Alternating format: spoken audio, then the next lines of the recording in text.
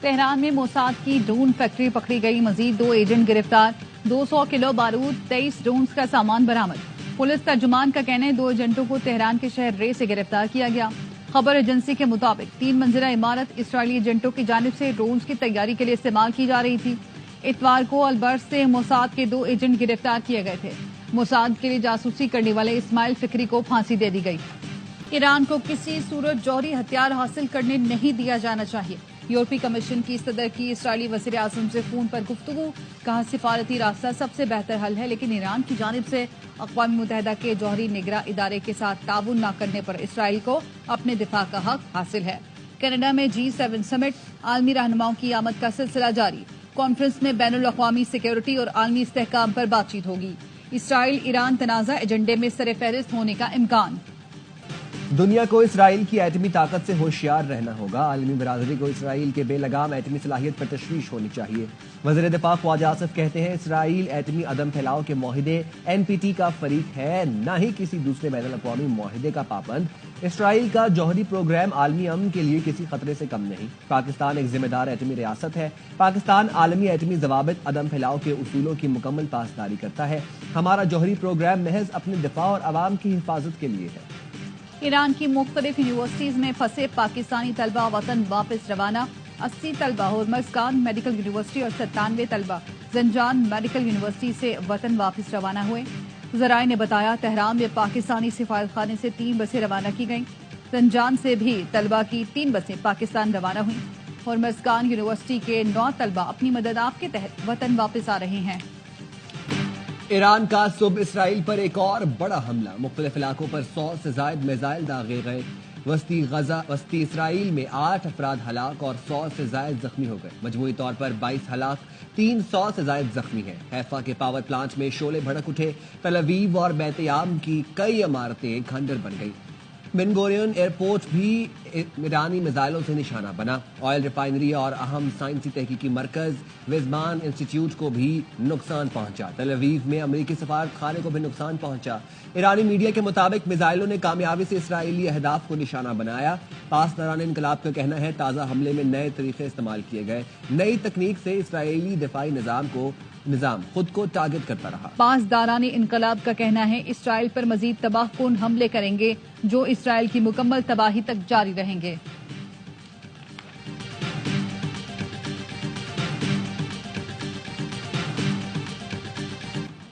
اسرائیلی وزیر اعظم کا تہران میں پاسداران انقلاب ہیڈ کوارٹرز پر حملے کا دعویٰ۔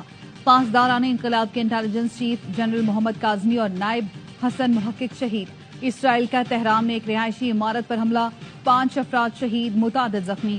پاسداران انقلاب اور ایرانی فوج کے 20 سے زائد اہم کمانڈرز اور 14 ایٹمی سائنسدانوں کو شہید کرنے کا بھی دعویٰ۔ تہران میں وسیع پیمانے پر حملے میں جوہری ہتھیاروں کی تنصیب اور ایندھن ذخائر کو نشانہ بنایا گیا۔ ایرانی وزارت صحت کے مطابق اسرائیلی حملوں میں شہید افراد کی تعداد 224 ہو گئی۔ اسرائیلی وزیر دفاع کی تہران کے شہریوں کو نشانہ بنانے کی دھمکی۔ ٹیلی گرام پر لکھا رات کو اسرائیل پر ہونے والے حملوں کا جواب تہران کے شہریوں سے لیا جائے گا اور وہ جلد اس کی قیمت چکائیں گے۔ ایرانی سپریم لیڈر کا حوالہ دیتے ہوئے کہا تہران کا گھمنڈ کرنے والا ڈکٹیٹر ایک بزدل قاتل میں تبدیل ہو گیا۔ اس نے جان بوجھ کر اسرائیل کے عام شہریوں کو نشانہ بنایا۔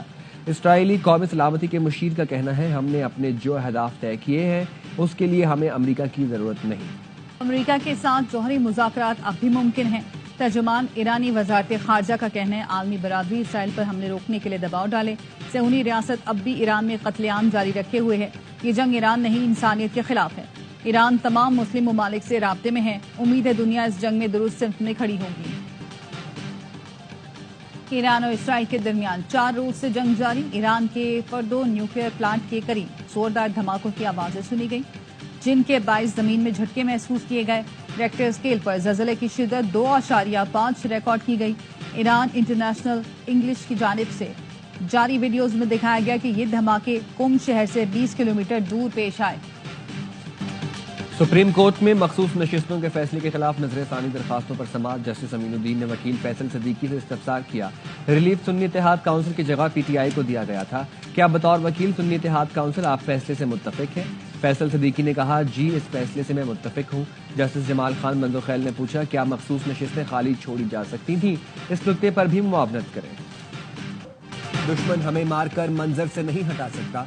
मैदान जंग में गिरने वाले एक हीरो के बदले सैकड़ों हीरो नाइंसाफी, जुल्म और जराइम के खिलाफ अलम उठाएंगे।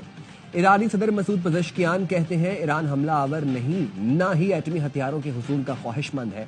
ईरान का हक है कि वो जौहरी तवानाई से मुस्तफीद हो, यूरेनियम की अफजोदगी और जारी रखेंगे। हम जंग नहीं चाहते, ना ही हम हमला आवर हैं। हमारे असल अहदाफ ईरान के फौजी और जौहरी असासे हैं। ईरान का जौहरी प्रोग्राम नुमाया तौर पर पीछे धकेल दिया। इसराइली वजीर आजम का दावा।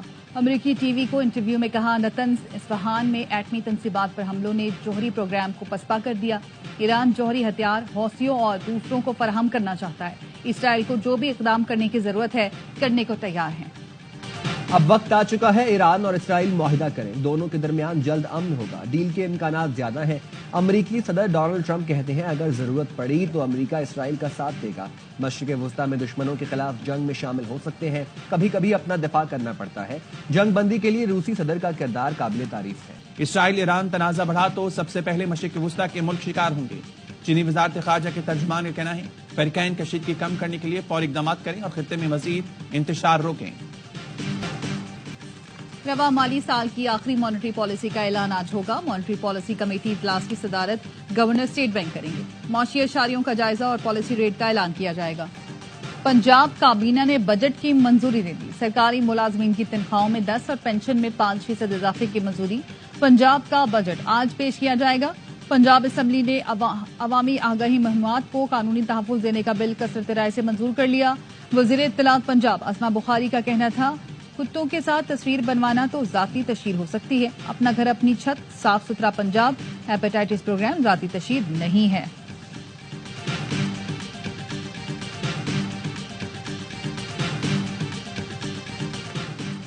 पीटीआई ने बजट में वोट न देने के लिए पीपल्स पार्टी से राब्ता कर लिया। पीटीआई के असद कैसर की राजा परवेज अशरफ से मुलाकात। कहा, पीपल्स पार्टी संजीदा है तो बजट में वोटिंग के बाइकॉट में पीटीआई का साथ दी। राजा परवेज ने पीटीआई की पेशकश बिलावल भुट्टो के सामने रखने की यकीन दहानी करा दी।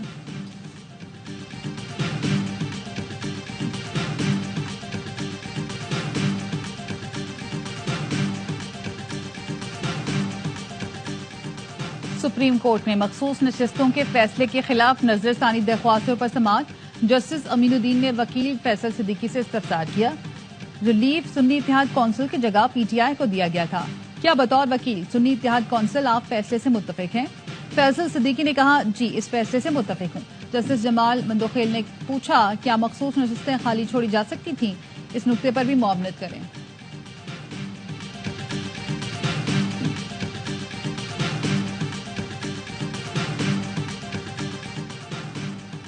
कराची सदर रीगल चौक के करीब दुकानों में आग लग गई। फायर ब्रिगेड की 3 गाड़ियां आग बुझाने में मसरूफ। आग मार्केट के मेज़नाइन फ्लोर में बिजली के तारों में लगी। मार्केट के बलाई मंजिलों पर रिहायशी फ्लैट्स को खाली करा लिया गया। और कराची में दोपहर 3 बजे के बाद बादल बनने का सिलसिला शुरू होगा। महकमा मौसमियात के मुताबिक शहर के मुख्तलिफ इलाकों में हल्की और गरज चमक के साथ बारिश हो सकती है। पंजाब, खैबर पख्तूनख्वा, कश्मीर और गिलगित बल्तिस्तान में भी तेज हवाओं के साथ बादल बरसने की पेशगोई।